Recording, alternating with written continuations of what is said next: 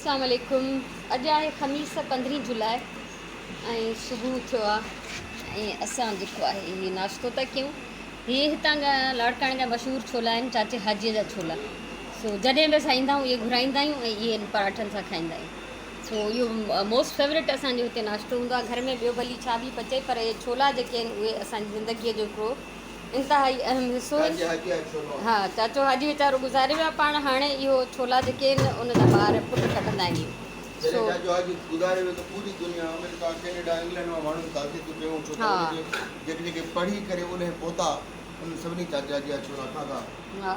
बिल्कुलु।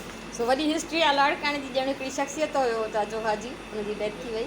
सो हुनजा छोला ॾाढा मशहूरु आहिनि ऐं मां पहिरियों बि हिन जे बारे में कुझु शेयर करे चुकी आहियां।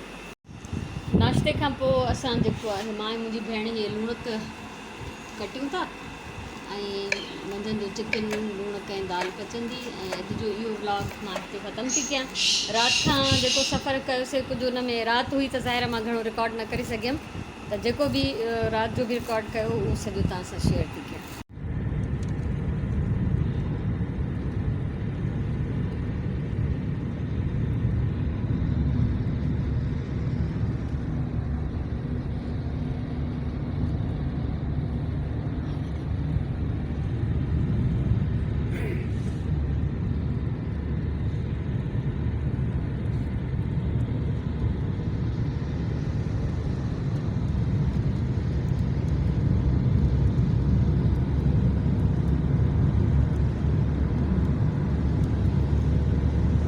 असां आहियूं सुपर हाईवे ते ऐं लाड़काणे वेंदे कराची खां ॿाहिरि बारिश शुरू थी वई आहे।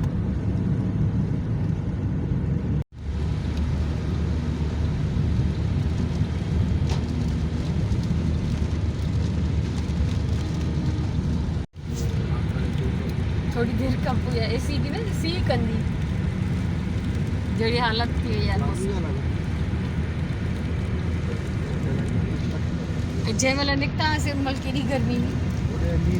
हा, हाणे केॾो ज़बरदस्त थी वियो आहे।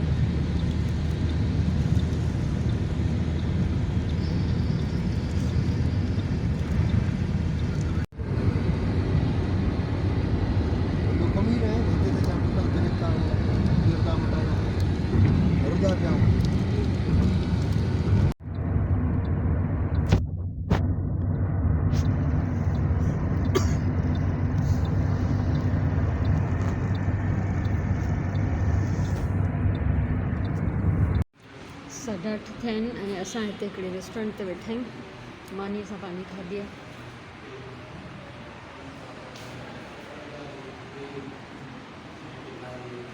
ऐं शयूं जेके बि हुयूं वापसि पैक करे छॾियूं। बाक़ी मग बचियो आहे इहो अंदरि रख न।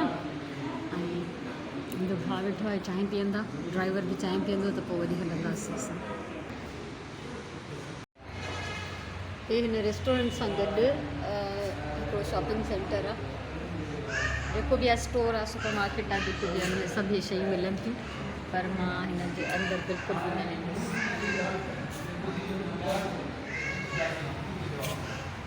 छो त अंदरि वेंदमि त लाज़मी फज़ूल ख़र्ची कंदमि। हिते टॉइस अंदरि इलाही वॾी शॉप आहे।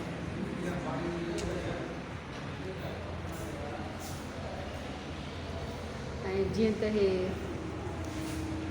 ज़ाहिर ट्रेवल कंदे माण्हू हिते बीहनि था न, त हिन जे करे हिननि अहिड़ी शयूं हिते रखियूं आहिनि जीअं कूलर वग़ैरह।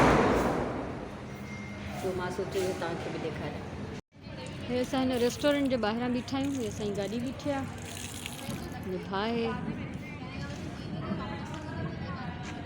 ऐं हिते असां अंदरि वेठा हुआसीं थोरी देरि पहिरियों। हिते कुर्सियूं वग़ैरह आहिनि, ॿाहिरि ॾाढो प्यारो माहौल आहे ऐं मथे जेको आहे खिवण तव्हां ॾिसी सघंदव। हा, जामशोरे जो रेस्टोरेंट आहे हिकिड़ो। हल्की फुल्की बारिश बि शुरू थी वई आहे वराए ऐं खिवण तव्हां ॾिसी सघो था हिते।